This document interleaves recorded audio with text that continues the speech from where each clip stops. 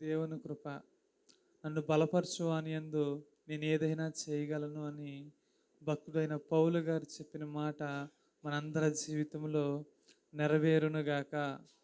ఆమేన్. హల్లెలూయా, హల్లెలూయా. దేవుని ప్రియ సంగమా, మనము మనము రోజువారీ రోజువారీ జీవితంలోనే కానీ, మన పనుల్లోనే కానీ మనకు ఒక ఉద్దేశం ఉంటుంది. నేను ఇక్కడ గృహం కట్టుకుంటే చాలా చక్కగా ఉంటుంది, నాకు పలానా చోటన ఉద్యోగం ఉంటే నా జీవితం బాగుంటుంది, నాతో పాటు నా పిల్లలు ఉంటే బాగుంటుంది, నా పిల్లలు ఈ విధంగా ఇక్కడ గృహం కట్టుకుని పలానా చోటన ఉద్యోగం ఉండి, లేకపోతే అక్కడ పొలం ఉంటే మనందరికీ ఒక ఉద్దేశం ఉంటుంది. ఉందా లేదా? ఉందా లేదా? అందరికీ ఒక ఉద్దేశం ఉంది. అందుకని మనం అందరం కష్టపడతా ఉన్నాం. మన జీవితంలో మనకి ఒక ఉద్దేశం ఏ విధముగా ఉన్నదో దేవునికి కూడా మన ఎడల ఒక ఉద్దేశం ఉంది. నీ జీవితం ఎడల దేవునికి ఒక ఉద్దేశం ఉన్నది. ఆ ఉద్దేశం ఏంటో ఈరోజు వాక్య భాగం ద్వారా నేను చెప్పాలని ఆశపడుతూ ఉన్నాను. ఆమేన్. హల్లెలూయా, హల్లెలూయా. మనందరి జీవితం ఎడల, మరి ముఖ్యంగా ఇక్కడ ఉన్న వారందరి జీవితం ఎడల దేవునికి ఒక ఉద్దేశం ఉన్నది. ఆమేన్. హల్లెలూయా. అందరూ చెప్పండి, నా ఎడల దేవునికి ఉద్దేశం ఉన్నది. నా ఎడల దేవునికి ఒక ఉద్దేశం ఉన్నది. మనందరి ఎడల దేవునికి ఒక ఉద్దేశం ఉన్నది. నమ్ముతున్నారు కదా? ఆమేన్. హల్లెలూయా, హల్లెలూయా, హల్లెలూయా. భక్తుడైన ఇర్మియా ఈ విధంగా అంటున్నాడు. ఇర్మియా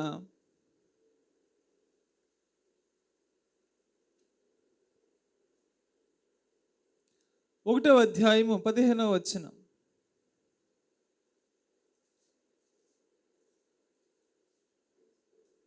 ఇర్మియా ప్రవచన గ్రంథము 1వ అధ్యాయము 5వ వచనం.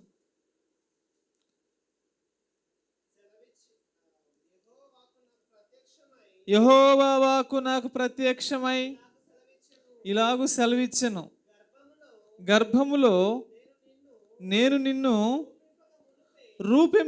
రూపింపక మునిపే నిన్ను ఎరిగి తిని. ఆమేన్. హల్లెలూయా, హల్లెలూయా. దేవుని ప్రియ సంగమా, దేవుడు ఈ విధంగా చెప్తూ ఉన్నాడు, దేవుడు నిన్ను భూమి మీద పంపక మునిపే, నిన్ను నీ తల్లి గర్భములో రూపింపక మునిపే నిన్ను ఏమై అంటున్నాడు? నిన్ను ఎరిగి ఉన్నాను. అంటే ఇక్కడ ఏముంది? ఇక్కడ ఉన్నవారు మనందరికీ దేవుడు ముందే మనకు ఒక ఉద్దేశం ఉన్నది. దేవుడు మన భవిష్యత్తును ముందే చూచి ఉన్నాడు. దేవునికి ఒక ప్రణాళిక ఉన్నది. హల్లెలూయా. మన అందరి ఎడల తల్లి గర్భములో మనము పిండముగా రూపింపబడక మునిపే మనందరి ఎడల దేవునికి ఒక ఉద్దేశం ఉన్నది.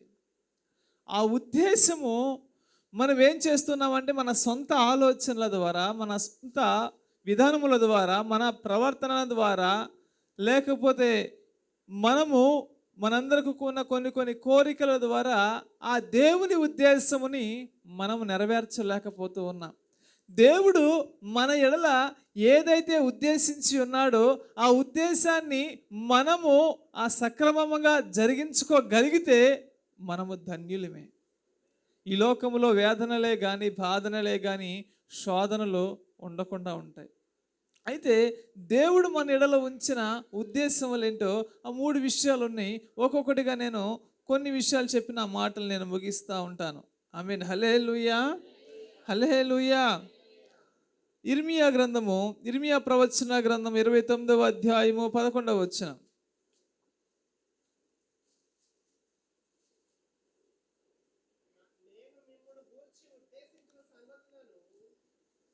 నేను నిన్ను గూర్చిన ఉద్దేశించిన సంగతులను నేను ఎరుగుదును. రాబోవు కాలమందు మీకు నిరీక్షణ కలుగునట్లు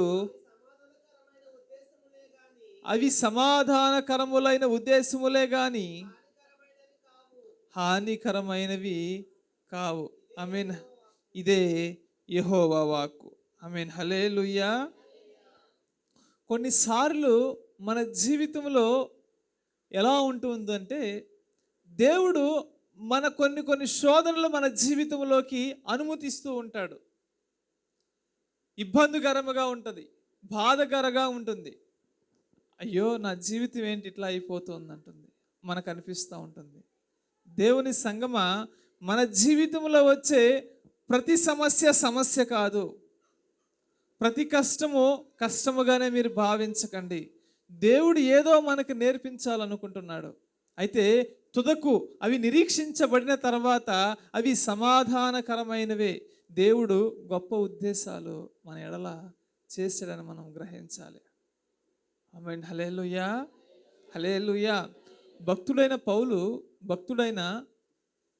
పౌలు సౌలుగా ఉన్నప్పుడు సంఘమును హింసించాడు, క్రైస్తవుల్ని బాధ పెట్టాడు, ఎక్కడ ఉంటే అక్కడికి వెళ్ళి చంపడానికి వెళ్ళాడు.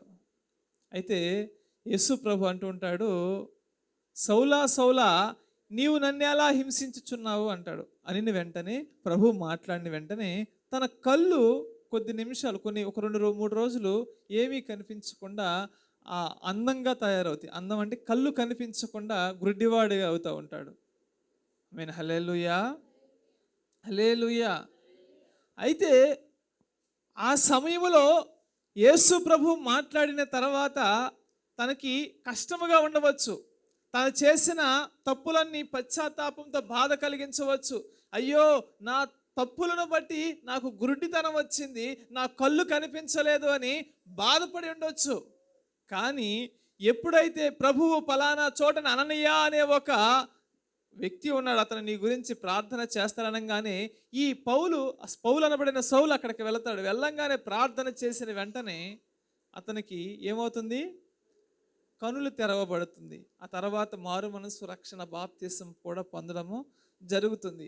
దేవుని ప్రియ సంగమా, ఆ రోజు పౌలుకి ఆ శ్రమ రాకపోతే, ఆ కష్టము రాకపోతే, ఆ ఇబ్బంది రాకపోతే క్రీస్తులో పరిపూర్ణుడు అయ్యేవాడు కాడు. పౌలు చెప్పినదిగా నన్ను బలపరచువాని యందు నేను సమస్తమును చేయగలనని మాట చెప్పేవాడు కాదు. నేను క్రీస్తు కోసము సమస్తమును నేను పెంటగా ఎంచుకుంటున్నాను అని చెప్పేవాడు కూడా కాదు. అలా చెప్పడానికి గల కారణం ఏంటి అంటే శ్రమ, తన జీవితంలో వచ్చిన కష్టము.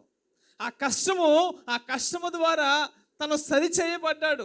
ఆ బాధ ద్వారా అతడు ఒక శిల్పము వలె క్రీస్తు వలె రూపింపబడ్డానికి, క్రీస్తు వలె స్వారూప్యములోకి మారడానికి అది ఒక అనుభవం. అంతేగాని ప్రతి కష్టాన్ని నా జీవితంలోనే ఎందుకు వస్తున్నాయని మీరు అనుకోవద్దు. ఒక కష్టం వస్తుంది అంటే దాని వెనకాల ఒక తాత్పర్యం ఉంటుంది. దేవుడిని ఎడల గొప్ప ప్రణాళిక ఉంచి ఉన్నాడని మనం గ్రహించాలి. ఆ శ్రమ నీవు ఈరోజు అనిపించకపోతే భవిష్యత్తులో ఇంకా పెద్ద సమస్యగా మారుతూ ఉంటుంది. క్యాన్సర్ వచ్చినప్పుడు చిన్న గడ్డలాగానే ఉంటుంది, ఎక్కడో శరీరంలో ఏదో ఒక మూలన వస్తుంది. దాన్ని ప్రారంభంలోనే మనము గుర్తించామనుకోండి, దాన్ని కోసి తీసేస్తారు, తగిన వైద్యం చేస్తారు, మందులు వాడతారు, వారు నార్మల్గా జీవించగలరు. అయితే అది ప్రారంభంలోనే నా జీవితంలో ఎందుకు వచ్చిందని నువ్వు కృంగిపోయి బాధపడి నువ్వు అట్లాగే ఉండిపోయావు అనుకోండి, అది లేకపోతే అది ముదిరిపోయిన తర్వాత తెలిసిందనుకోండి, అప్పుడు నీవు వైద్యం చేపించాలన్నా సరే మన వల్ల కాదు. అది ముదిరిపోయిన తర్వాత, అది ప్రారంభంలో తెలిస్తేనే ఏమవుతుంది? వైద్యం చేపించగలం. అలాగే మన జీవితంలో కూడా కొన్ని శ్రమలు వస్తూ ఉంటాయి. అవి ప్రారంభంలోనే తెలిసినాయి, అందుకని మనము దేవుణ్ణి స్తుతించాలి. అవి ఆ శ్రమ ఎందుకు వస్తుందంటే సమాధానము కోసమే. నువ్వు ప్రారంభంలో వచ్చింది కాబట్టే నువ్వు ఆ పెద్ద సమస్యగా మారలేదు. నీకు అది కొన్నాళ్ళు గడిచిన తర్వాత నీ జీవితంలో వచ్చిందంటే మనము తట్టుకోలేని సమస్యగా, పెద్ద ఇబ్బందిగా, ఆటంకములుగా మారిపోతూ ఉంటుంది. ఆమేన్. హల్లెలూయా, హల్లెలూయా, హల్లెలూయా. దేవుని సంగమా, మన జీవితంలోకి కొన్ని కొన్ని సమస్యలు వస్తూ ఉంటాయి. ఆ సమస్యల్ని సమస్యలుగా మీరు భావించవద్దు. అర్థమవుతుందా నా మాటలు? ఆమేన్. హల్లెలూయా. ఏంటయ్య గారు, మీకు కూడా కొంచెం చర్చ్ విషయంలో, దారి విషయంలో సమస్య వచ్చింది కదా అని మీరు అనుకుంటున్నారేమో. అది కూడా మనకి ధన్యకరంగా జరగకపోతుంది. అది ఆశీర్వాదకరముగా మారబోతుంది. ఆమేన్. హల్లెలూయా. ఖచ్చితంగా అది ఆశీర్వాదకరంగా మారబోతుంది. అది మన మంచి కోసమే. ఏదైనా సరే. ఆమేన్. హల్లెలూయా. నేను నమ్ముతున్నాను, మన జీవితంలోకి దేవుడు ఒక బాధని అనుమతించాడంటే దాని తర్వాత గొప్ప ఆశీర్వాదం రాబోతుంది. నిశ్చయంగా అది ఖచ్చితంగా దేవుడు ఆశీర్వదించబోతున్నాడు. మనల్ని ఖచ్చితంగా ఆశీర్వదించబోతున్నాడు. ఆమేన్. హల్లెలూయా, హల్లెలూయా. దేవుడి నామానికి స్తుతి కలుగును గాక. దేవుడు మన జీవితంలో శ్రమ ఎందుకు పంపిస్తూ ఉంటాడంటే నీ క్షేమమే, లేకపోతే మన క్షేమమే దేవుని సంకల్పం, దేవుని ఉద్దేశం. మనము క్షేమంగా ఉండడమే మొట్టమొదటిగా ఏంటిది? దేవుని ఉద్దేశము, దేవుని సంకల్పము. మొట్టమొదటిగా ఏంటిది?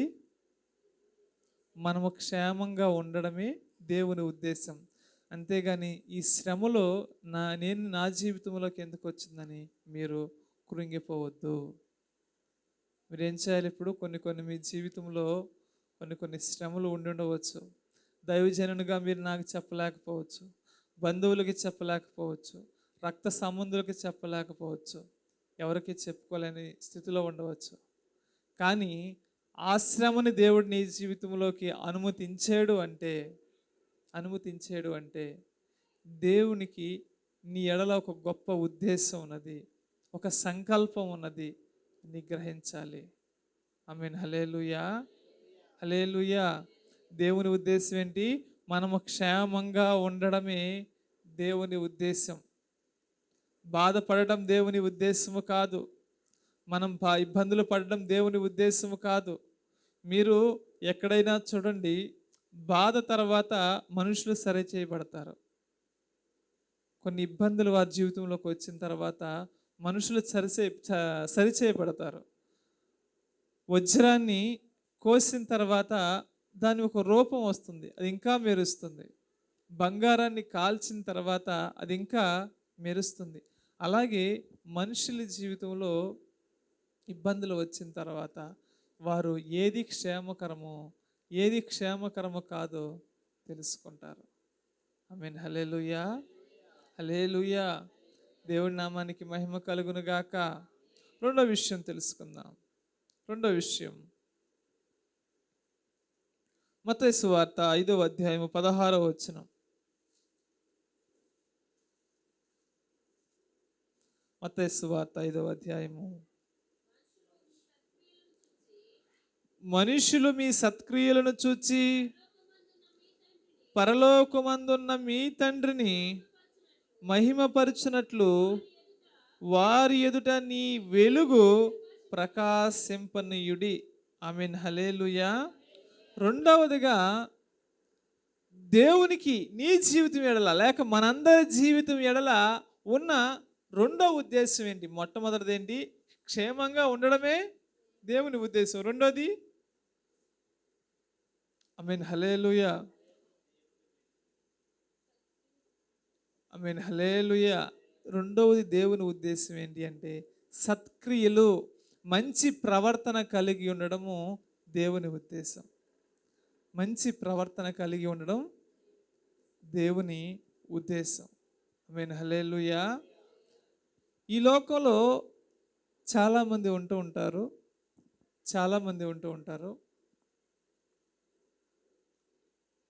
ఈ లోకంలో చనిపోయి మరలా వెనక్కి రాకూడదు.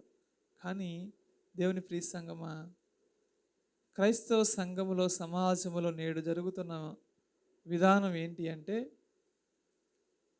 ప్రభువుని నమ్ముకున్న తర్వాత కూడా వారు లోకంలో పడిపోతూ ఉన్నారు. మంచి క్రియ ఇది, మంచి పని అది అని తెలిసి కూడా చేయలేకపోతూ ఉన్నారు. కారణం కారణం భక్తి లేదు. భక్తి చల్లారిపోతూ ఉంటుంది. అంత్య దినాలలో ప్రేమ చల్లారిపోతుందని బైబిల్ గ్రంథం చెప్పింది, కానీ భక్తి కూడా చల్లారిపోతుంది. సంతుష్టి సహితమైన భక్తి గొప్ప లాభ సాధకం అని బైబిల్ గ్రంథం చెప్తూ ఉంది. అంత్య దినాలలోకి వచ్చేసరికి మనము సత్క్రియలు చేయకపోవడానికి, మంచి ప్రవర్తన దేవుని ఎడల చేయలేకపోవడానికి కారణం ఏంటి అంటే, మనలో ఏమొస్తుంది? భక్తి లేకుండా పోతుంది. భక్తి ఉందనుకోండి, మనము ఏదైనా చేయగలం. ఉదాహరణకి కొంతమంది నేను ఈ సమయం వరకే ఉపవాసం ఉంటాను అనుకుంటారు. నాకు తెలిసి ఎక్కువ మంది 3 గంటల వరకు ఉంటారు, కొంతమంది 6 గంటల వరకు ఉంటారు. వాటర్ తీసుకుంటూ ఉంటారు, లేకపోతే పొద్దున్న పూట తిని ఉంటూ ఉంటారు, లేకపోతే రాత్రిపూట ఉపవాసం చేసేవారు కూడా ఉంటారు. ఎవరు ఉపవాసం వారిది, మనం ఎవరిని వ్యతిరేకించకూడదు. ఉపవాసం నేను నమ్మేది ఏంటంటే, ఉపవాసము శ్రేష్టమే కానీ ఉపవాసము కన్నా దేవునితో సహవాసము చేయడము శ్రేష్టం. ఉపవాసము మంచిదే, ఆ ఉపవాసములో దేవునితో సహవాసము చేయడము శ్రేష్టం. ఉపవాసం అని చెప్పి ఈ రోజంతా నేను పని చేసుకుంటే ఉపయోగం ఏమి లేదు.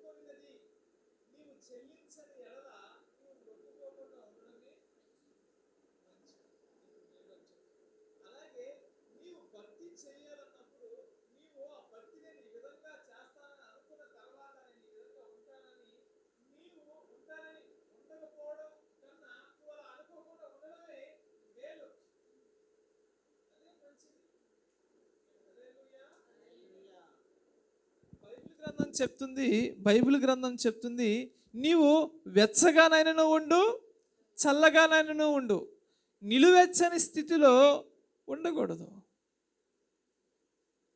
హల్లెలూయా. కానీ నేడు సంఘంలో పెరిగిపోతుంది ఏంటి? ఇదే. ఏం పెరిగిపోతుంది? నిలువెచ్చటి స్థితి. మన ప్రవర్తన దేవుని సన్నిధిలో ఏ విధంగా ఉండట్లేదు? ఆమేన్. హల్లెలూయా, హల్లెలూయా. ఏ విధంగా ఉండట్లేదు? మన ప్రవర్తన సరిగ్గా ఉండట్లేదు, భక్తి సరిగ్గా ఉండట్లేదు. మన భక్తి వాక్య భాగం చెప్తుంది. మన భక్తి ఏ విధంగా ఉండాలి అంటే, మనం చేసే భక్తిని బట్టే కానీ, మన ప్రవర్తనను బట్టే కానీ, మన ఆలోచనల బట్టే కానీ మనము ఆరాధిస్తున్న దేవునికి మహిమ కలగాలి, మనము పూజిస్తున్న దేవునికి మహిమ కలగాలి. అది అలాంటి భక్తి మనం చేయాలి, అలాంటి జీవితము మనం జీవించాలి. ఆమేన్. హల్లెలూయా, హల్లెలూయా. ఇశ్రాయేలీలు కానాను ప్రాంతానికి వెళ్తూ ఉండగా యెరికో ప్రాంతానికి వేగులు వారిని పంపించడం జరిగింది. వేగులు వారు వచ్చి ఆ ప్రాంతాన్ని మొత్తాన్ని చూసుకున్నారు. చూసుకుంటే ఇశ్రాయేలీలనే ఒక జనాంగం ఉంది. ఆ జనాంగం మిడతల వలె ఆ ప్రాంతం అంతా ఆక్రమించుకుని తినివేసుకుంటూ వచ్చేస్తూ ఉన్నారు అని ఆ ప్రాంతపు యెరికో ప్రాంత రాజుకి తెలిసి, ఈ వేగులు వారు వచ్చారు, వారిని పెట్టుకోమని వచ్చారు. అంత ఎదుగుతూ ఉన్నారు. ఒక ప్రాంతానికి వచ్చారు. ఆ ప్రాంతంలో ఒక స్త్రీ ఉంది. ఆ స్త్రీ పేరు ఏం పేరు?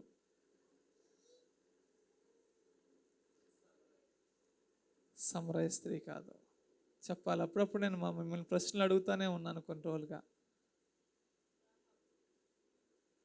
చెప్పాలి. ఇంకా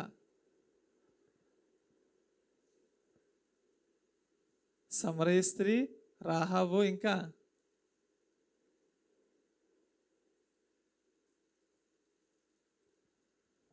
హల్లెలూయా. మీరు బైబిల్ ఇంకా బాగా చదవాలి. రాహాబే ఆ మాట చెప్పింది. మీకు లైట్ వెలిగిపోతూ ఉండాలి వెంటనే. ఆమేన్. హల్లెలూయా. రాహాబు దగ్గరికి వచ్చారు. ఈ రాహాబు ఆ వేగులు వారిని చూచి, అయ్యా, మీ దేవుని కార్యాలు మేము చూచాము. ఆయన జీవము కలిగిన దేవుడై ఉండి మిమ్మల్ని ఎర్ర సముద్రం ఏ విధముగా దాటించాడో, ఆకాశము నుంచి మన్నాని ఏ విధంగా కురిపించాడో, ఏ విధముగా మీకు ఆ పానీయాన్ని ఇస్తూ ఉన్నాడో మేము విని ఉన్నామయ్యా అని ఆ స్త్రీ వాళ్ళతో చెప్పి వారిని దాచి వారు వేగులు వారు వచ్చారు, చూసుకుంటా వెళ్ళిపోతూ ఉన్నారు. ఈ సైన్యం కూడా చూసి వెళ్ళిపోయింది.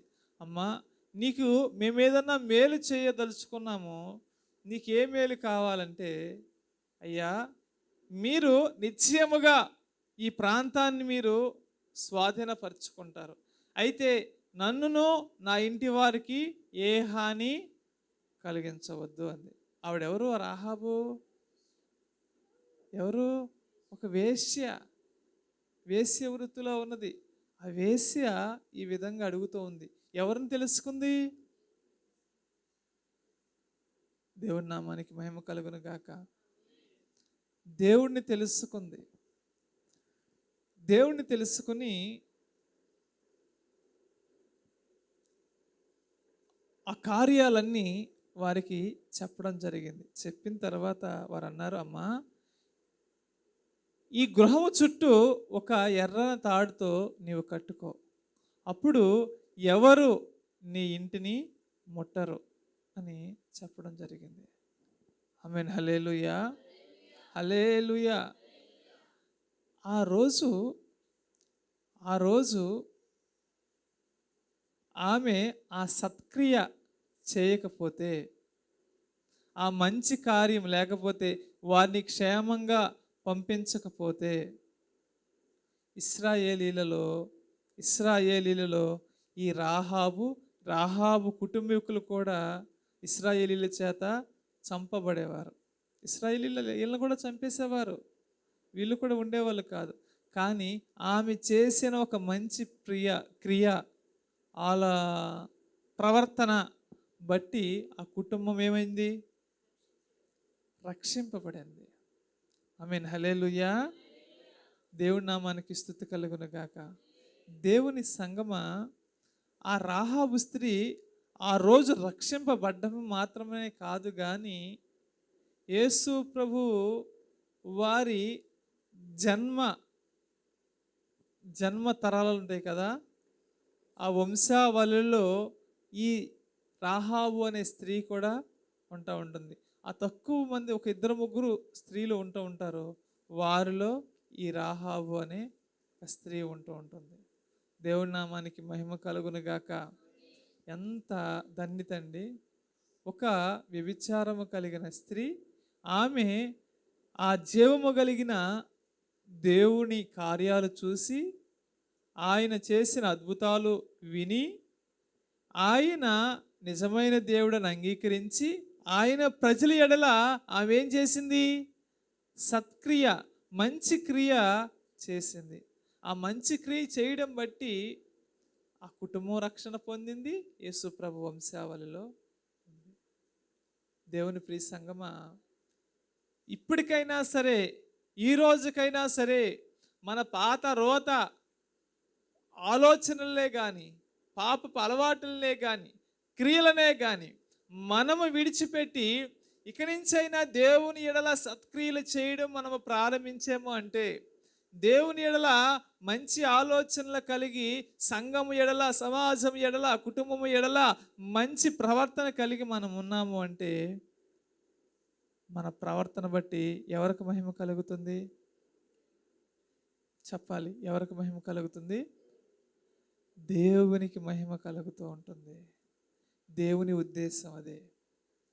నీ ఎడల, నా ఎడల దేవుడు కోరుకుంటుంది, మొట్టమొదటిగా మనము క్షేమంగా ఉండాలనుకుంటున్నాడు. రెండవదిగా మన సత్క్రియల ద్వారా ఆయన మహిమ పొందాలనుకుంటున్నాడు. అది ఆయన ఉద్దేశం, ఆయన ఆలోచన. ఆ ఆలోచన తెలిసి కూడా మనం చేయలేదంటే మనము చాలా అజ్ఞానులతో సమానము. ఏ యజమానుడి దగ్గరైనా సరే మనము జీతమునకు పనిచేస్తున్నాం అనుకోండి, అక్కడ మనం ఏ విధంగా చేయాలి? ఆ యజమానుడికి అనుకూలముగా, ఆ యజమానుడికి నచ్చిన విధముగా మనం పనిచేయాలి. అంతేనా కాదా?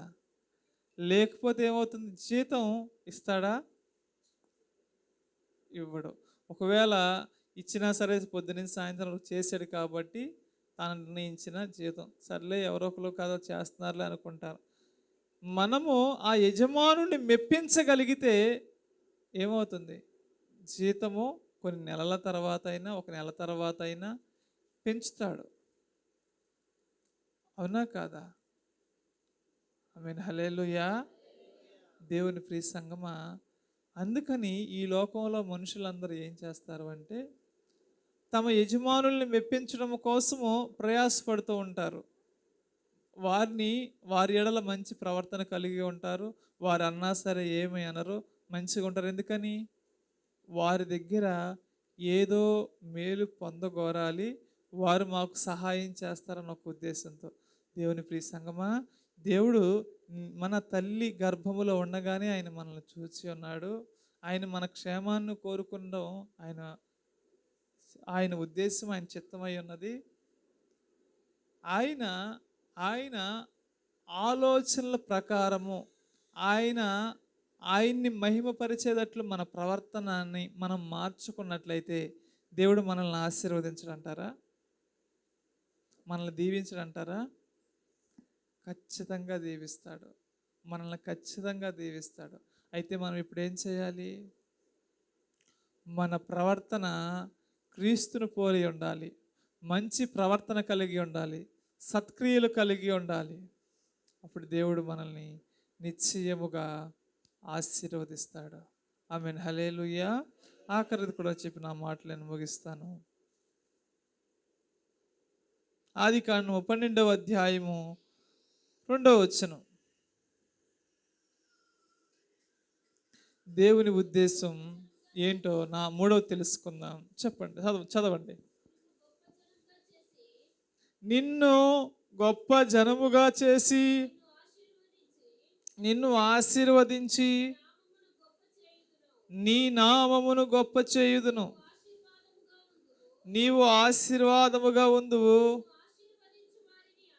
నిన్ను ఆశీర్వదించు వారిని ఆశీర్వదించెదను, నిన్ను దూషించు వారిని శపించెదను. ఆమేన్. హల్లెలూయా. హల్లెలూయా. దేవుని ఉద్దేశం నాలుగోది ఏంటంటే మనము ఆశీర్వాదముగా ఉండాలి, మనము ఆశీర్వదించబడాలి. నా మాటలు మీకు అర్థమవుతున్నాయా? ఒకటి, ఆశీర్వాదముగా అంటే ఎలా? మనము ఇక్కడ ఒక చోటన ఉన్నాం అనుకోండి, మనం ఒకరికి ఇబ్బందికరంగా ఉండకూడదు. మనం ఆ ప్రాంతంలో ఉన్నాము అంటే, ఓ వీరు మన దగ్గర ఉన్నారంటే వీరు మనకు సంతోషంగా ఉండాలి. ఆమేన్. హల్లెలూయా. వీరు మన పక్కన ఉన్నారు, వీరు మనం ఎక్కడికన్నా వెళ్తున్నాం అనుకోండి, వీళ్ళుంటే మంచిది, మంచి ఆలోచనలు చెప్తారు, మంచి ప్రవర్తన కలిగి ఉంటారు, సమయోచితంగా నడుచుకుంటూ ఉంటారు. ఇలాంటి వాళ్ళు నా పక్కన ఉండాలి అని కోరుకోవాలి ఇతరులు. అది మనం ఆశీర్వాదకరంగా ఉండాలి. మనం ఇళ్ళ పక్కన ఉన్నా కానీ, ఎవరితో ఉన్నా సరే కానీ, ఎక్కడికన్నా వెళ్ళినా కానీ మనం ఎలా ఉండాలి? మనం వారికి ఆశీర్వాదకరంగా ఉండాలి. అంతేగాని మనం ఎలా ఉండకూడదు? పెళ్ళికి వెళ్తా పిల్లిని చెప్పాలి, మీరు కంప్లీట్ చేయాలి. పెళ్ళికి వెళ్తా పిల్లిని సంకలో పెట్టుకుని వెళ్తున్నట్లు ఉండకూడదు మన ఆలోచనలు, మన ప్రవర్తనలు. ఆమేన్. హల్లెలూయా. హల్లెలూయా. దేవుని ఉద్దేశం ఏంటి? నీవు ఆశీర్వాదముగా ఉండాలి. ఎవరికి ఉండాలి ఆశీర్వాదము? అనేక మందికి, అన్య జనాంగమునికి ఆశీర్వాదకరముగా ఉండాలి, ఇతరులకు ఆశీర్వాదకరముగా ఉండాలి, నీ కుటుంబమునకు ఆశీర్వాదకరముగా ఉండాలి, నీ రక్త సంబంధులకు ఆశీర్వాదకరముగా ఉండాలి, సంఘమునకు ఆశీర్వాదకరముగా ఉండాలి. అది దేవుని ఉద్దేశం. అలా ఉండాలి అంటే మనము దేవుని చిత్త ప్రకారము నడుచుకోవాలి. ఏం చేయాలి? మన దేవుడు మన ఎడల ఆయన ఉంచిన ఉద్దేశం అంటే, ఒకటి, మనల్ని క్షేమంగా ఉండాలని కోరుకుంటున్నాడు. రెండవదిగా సత్ప్రవర్తన కలిగి ఉండాలని కోరుకుంటున్నాడు. మూడవదిగా మనము ఇతరులకు ఆశీర్వాదకరముగా ఉండాలని కోరుకుంటున్నాడు. మనం ఆశీర్వాదకరముగా ఉండాలి అంటే ఏం చేయాలి? దేవుని చిత్తమునకు లోబడిపోవాలి. దేవుడు ఏమి చేయదలిచాడో అది మనము చేయాలి. ఆమేన్. హల్లెలూయా. హల్లెలూయా. ఆఖరిలో అనాలి, నీ చిత్తమే సిద్ధించునుగాక. ఆమేన్. హల్లెలూయా. అంటే ఏంటి? మన ఎడల దేవుని ఉద్దేశం ఏదో అదే జరగాలని కోరుకోవాలి. అప్పుడు మనం ఆశీర్వాదకరంగా ఉంటాం. దేవుని ప్రవర్తన అయినా, దేవునికి మన ప్రవర్తన ఇష్టముగా ఉండాలి. ఆమేన్. హల్లెలూయా. మనము తర్వాత ఆశీర్వాదంగా ఉండాలి, తర్వాత ఆశీర్వదింపబడాలి. నిన్ను ఆశీర్వదించెదను. ఎవరు ఆశీర్వదిస్తారు? దేవుడే ఆశీర్వదించాలి. ఆశీర్వాదం అంటే ఏంటి చెప్పండి? మీకు తెలిసిన ఆశీర్వాదం ఏంటో చెప్పండి.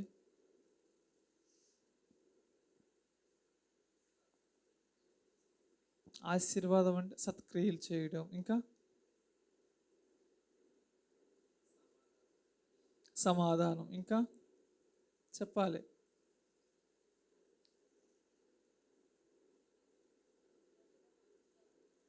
అందరితో మంచిగా ఉండడం, ఇంకా మనల్ని మనం తగ్గించుకోవాలి. ఆశీర్వాదం అంటే అభివృద్ధి అవడం. దీవెన ఆశీర్వాదం అంటే ఒకటేనా? దీవెన ఆశీర్వాదం అంటే ఒకటేనా? చెప్పాలి. ప్రసంగం టైం అయిపోయింది మనది. నా మాటలు కూడా ఆఖరికి వచ్చేసినాయి. ఒకటేనా? కాదు కాదు. దీవెన అంటే ఏంటో చెప్పిన తర్వాత ఆశీర్వాదం అంటే ఏంటో చెప్తాను. దీవెన అంటే ఏంటి అంటే, ఇప్పుడు వరకు నాకు ఇల్లు లేదు, దేవుడు ఇల్లు ఇచ్చాడు. కారు లేదు, కారు ఇచ్చాడు. బైక్ లేదు, బైక్ ఇచ్చాడు. పొలం లేదు, పొలం ఇచ్చాడు. ఏది కావాలితే అది దొరుకుతుంది. ఇంట్లో సమస్తమును సమకూడి ఉన్నాయి. నేను కోరుకున్నవన్నీ పొంగి పొర్లుతూ ఉన్నాయి. దీన్ని దీవెన అంటారు. రెండంతల దీవెన అంటే అన్ని డబులేక. రెండంతల రెండంతల దీవెన అంటే ఆశీర్వాదం కాదు. ఆశీర్వాదం కూడా వేరు, నేను చెప్తాను వినండి. దీవెన అంటే మనకి ఏదన్నా లేదనుకోండి, అవన్నీ సమకూర్చబడ్డం దీవెన. మనకి ఏది కలిమి లేకుండా ఉండడం దీవెన. ఆశీర్వాదం అంటే ఏంటి అంటే, ఆశీర్వాదము ధనం ఉండి ఇతరులు మనల్ని బయటికి వెళ్తే దీవెనగా చూస్తారు. మనల్ని బయటికి వెళ్ళామనుకోండి, వారు ఎంత మాత్రము మనల్ని శపించరు, మంచే మాట్లాడుకుంటారు, మంచోళ్ళే అనుకుంటారు. వారి పిల్లలతో వారికి సంతోషం ఉంటుంది, కుటుంబంలో సమాధానం ఉంటుంది, ఇతరులతో వారికి సమాధానం ఉంటుంది, పక్కవారితో వారికి సమాధానం ఉంటుంది, అందరితో వారు కలిసి ఉంటారు, సమాజంలో గౌరవం ఉంటుంది. అంటే ఆశీర్వాదం అంటే ఒక విషయంతో మనం చెప్పలేం. అన్నీ వారు అనుకున్నట్లుగా జరిగిపోతుంది, అన్నీ వారికి బాగుంటుంది. ఆమేన్, హల్లెలూయా. ఆశీర్వాదం అంటే ఒక్క మాటలో చెప్పాలంటే ఆరోగ్యము, ఆహారము, కుటుంబము, ఐశ్వర్యము, దీవెన అన్నీ కలిసి ఉన్నది ఆశీర్వాదం. దేవుడు చెప్తూ ఉన్నాడు, నిన్ను ఆశీర్వదించు వారిని ఆశీర్వదిస్తాను, నిన్ను దూషించు వారిని శపిస్తాను, నీవు ఇతరులకు ఆశీర్వాదముగా ఉందువు, నిన్ను ఆశీర్వదిస్తాను. దేవుడు చెప్పేది ఇది. ఒక ఆశీర్వాదం అన్న మాటలో ఇంత గొప్ప ఆలోచనలు, లేకపోతే ఇంత గొప్ప దేవుని కార్యాలు ఉన్నాయి. కాబట్టి దేవుని ప్రియ సంగమా, దేవుడు మనల్ని ఏమంటున్నాడు? ఆశీర్వదించడము దేవుని యొక్క ఉద్దేశము. దేవుడు మనల్ని తల్లి గర్భములో లేనప్పుడే మనల్ని చూచి ఉన్నాడు. తర్వాత మొట్టమొదటిది ఏంటిది? మనము క్షేమముగా ఉండడమే దేవుని ఉద్దేశము. రెండవదిగా, ఆమేన్, హల్లెలూయా, హల్లెలూయా. రెండవది ఏంటిది?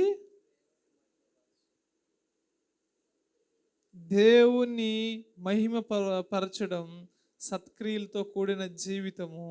ఇంకా మన భాషలో చెప్పాలంటే దైవత్వాన్ని ప్రతిబింబించే జీవితం. దేవుడు నమ్ముకున్నారు కాబట్టి వీరు ఇలా ఉంటున్నారు అని చూపించే జీవితం. మూడవది ఏంటి? దేవుని ఉద్దేశం మనము ఆశీర్వాదకరంగా ఉండాలి. దేవుడు అందరిని ఆశీర్వదించాలనుకున్నాడు, కానీ మనం ఆ విధంగా జీవించాలి.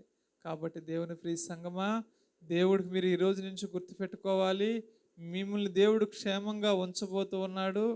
దేవుడు మిమ్మల్ని ఆయన స్వారూప్యంలోకి మార్చబోతూ ఉన్నాడు, ఇంకా మిమ్మల్ని ఆశీర్వదించబోతూ ఉన్నాడు.